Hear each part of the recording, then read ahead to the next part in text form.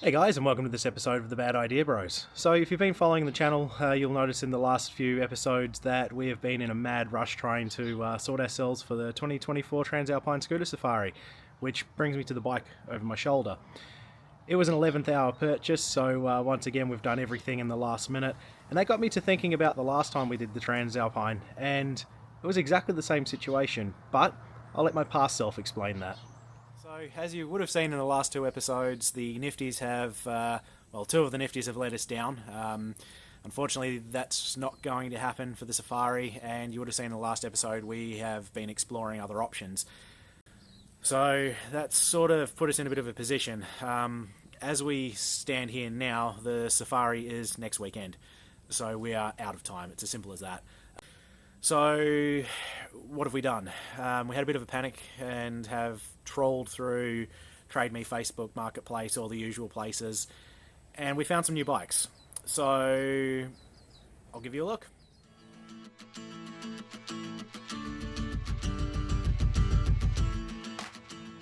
And that is how I came to own that SCV100 Lead. Obviously wasn't planned in the slightest, but that's just the way that it eventuated. And obviously at that time I wasn't aware that it was going to be one of the most underrated bikes that I actually owned. So with all new bikes, we needed to take them on a shakedown ride.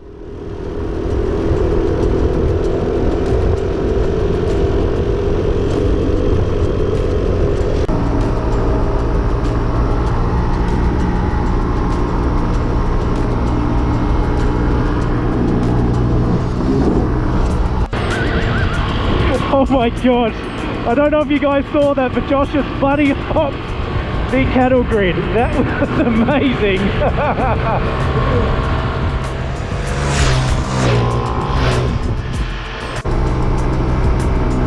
Yep, slowing down up the hill, down to 60. Oh, it's holding it, 61, 62. Not too bad at all. The little 10-inch tyres are a bit terrifying to corner hard on, but not too bad. Hey!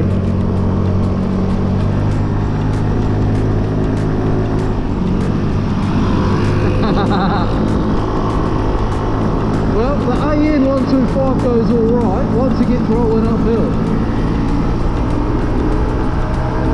See if I can do any kind of passing maneuvers on these boys.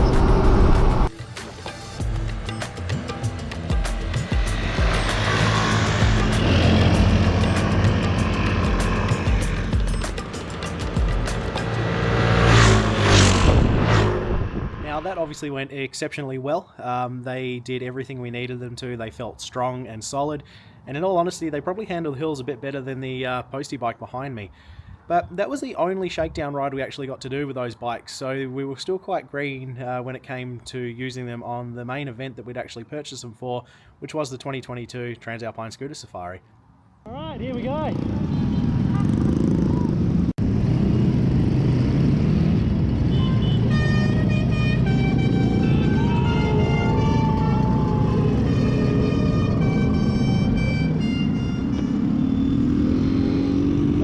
Guys, here we are, into it.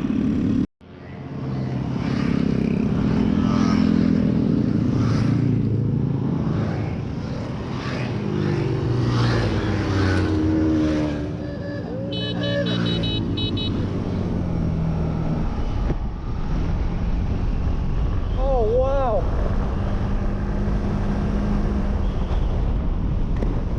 Snow! Yeah, this is pretty bloody spectacular. It is a very odd feeling riding a scooter in a snowfield on a road covered in ice with your mates and a few hundred others. I am absolutely loving this. If you can't tell, guys, we are having a blast.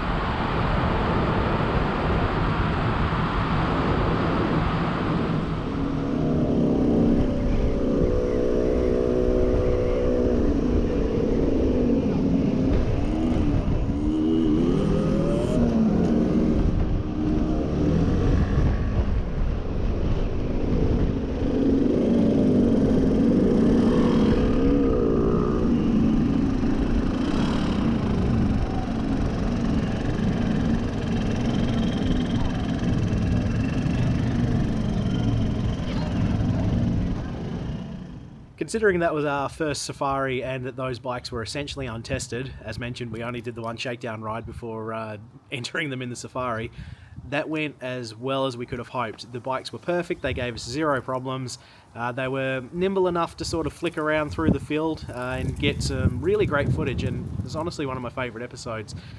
But because it went so well, we actually rode them back the next day, and it was considerably quicker because we didn't have all the other competitors to deal with or any of the stops, and again, they did it perfectly. So we decided to give them a bit of a tougher challenge. So today you join us at the Sign of the Bellbird, which is this beautiful stone hut behind us. We've got Will and Josh, and today we will be doing a ride on the scooters. Now you guys saw these things kick ass on the Transalpine Scooter Safari, so we thought we'd give them another run today, just for fun.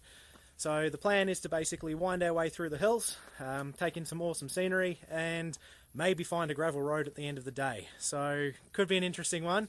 We'll see how this goes.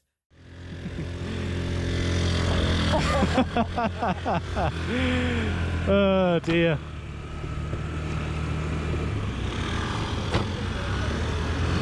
Well guys, here we go.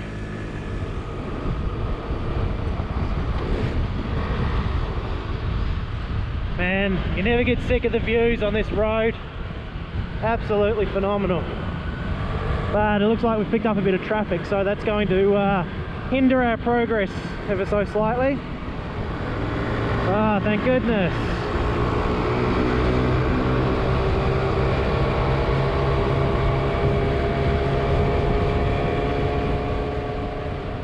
Alrighty guys, here's the first test of the day. Whittles Road, which is our first bit of gravel. This is not our best idea, and we've got a truck coming. So let's pull over and let this guy come through. Oh dear. Of course, there's a truck coming.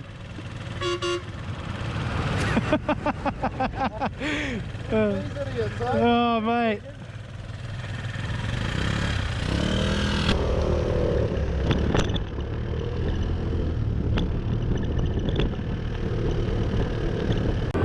Little bit worried about tucking a front wheel. These 10-inch tyres are not made for off-road. Oh my god. Oh goodness me, the things we do. Oh, the threatening of tucking the front wheel is just terrifying. On any of the other adventure bikes this would be absolutely nothing, but these scooters are terrifying. Oh my god. Oh wow. So as you undoubtedly just saw, that ride actually ended up being more of a test for ourselves other than the scooters. Again, they did absolutely everything perfectly. Our job was just to keep them upright. They handled gravel, no problems, once you were sort of used to how the bikes behaved and how those little wheels and tyres were going to act in the deeper stuff. It wasn't too bad. But following that episode, the bikes actually sat idle for a while. We did use them intermittently, running to and from work just as commuters, but they spent most of their time just in the shed. So we got an invitation to do an Akaroa ride with the Ducati Club of Christchurch, and we thought we'd do it a little bit differently. So Josh, why don't you tell the guys what you've roped me into today?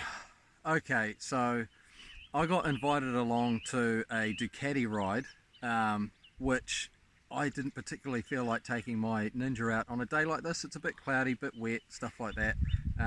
Unregistered, bad front tyre. So I thought, what better way to spend it than getting the scooter out and going from Christchurch to Akaroa on it. But not on the main roads. We'll take some of the back roads, I reckon, eh? Gravel, muddy, will it do it? Don't know. It's done it before. You guys have seen us do some stupid stuff on these, but that's basically where it lies, guys. Good luck. Yeah, same to you. Let's not die. Get this done, have some fun. Let's get into it. You first.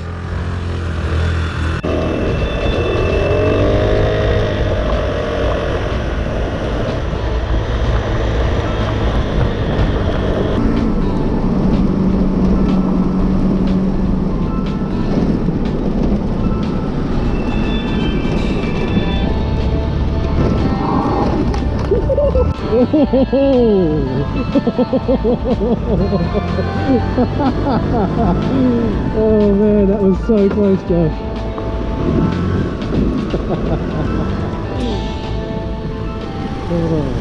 Mate, that was impressive. I thought you were over then. Well, if I had a tank there to hit me in the leg, I probably would have gone off. And just, you know, let everything go. It sort of corrects itself on the scooter. It was impressive. I'll give you that. You were lucky and you know it. I may have touched the back brake on that one. That's what got it going. Yes, I did see that. I saw the lock up, and then I saw the almost eventual high side, and I thought we were going to be picking you up. I did think in my head, I probably shouldn't break this. I still use it to get to work. All right, let's push on. Yes. These love it. They take it surprisingly well. I think I got up to 70 k's back there and just kept going straight. Yeah, I think so. This Shinko tire that I've got on the front of this is rubbish. Absolutely rubbish. I should have gone for the Continental like I did on the rear, but hey, you know, it is what it is. You've got it now anyway, so may as well live with it. Put it to use. Yeah, they're probably wondering what the heck we're up to. Oh, 100%. Yeah, you don't see a lot of scooters out here, that's for sure.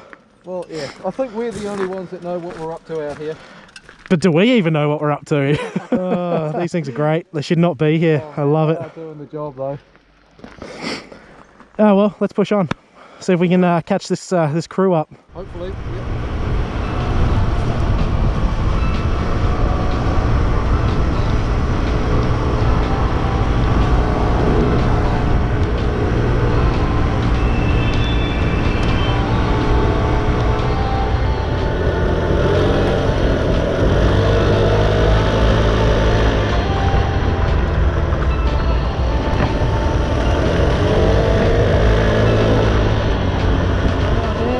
Guys, Akaroa made it. Not the easiest or most straightforward way of getting here by any means, but a lot of fun.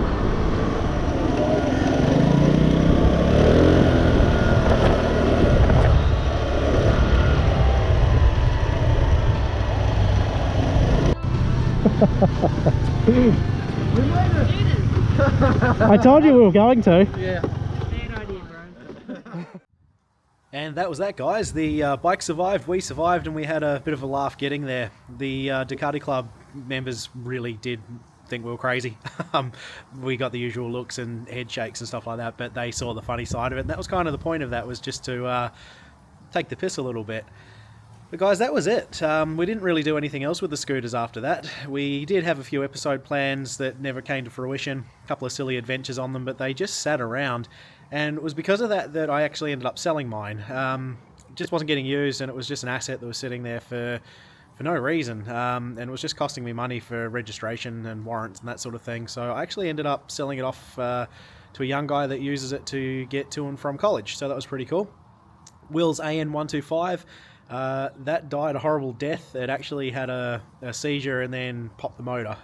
So it had a catastrophic failure and is no longer with us. I think Will sold that to a fella for parts, and Josh's Lead is the only one that still survives in the group, to the point that he will actually be using it on this year's Safari. So keep your eyes peeled for the next episode, guys, because he will be on that bike. But that kind of brings us to the end of this one, guys. It was just a little bit of a trip down memory lane for me, and I just wanted to share it with you guys. Why was the Lead my most underrated bike? Well, because it did absolutely everything that we threw at it, and none of that was anything that bike was intended to be done, well, to used for. It was a scooter, you know, basic transportation for people to get to and from shops or to and from school, that sort of thing. And right from the word go, we basically abused those bikes. Bought them sight unseen, very short notice. Threw some stickers on them. The next day we were pretty much in the Scooter Safari, and from that we did the silly adventures you just saw. So I would definitely call it my most underrated bike. I do miss it somewhat, and having gone through all this footage, I kind of feel the need to find another one and do a silly project with it, so maybe keep your eye out for that in the future. But guys, that's it for today. So as always, we thank you for following along, and we'll see you in the next one. Bye.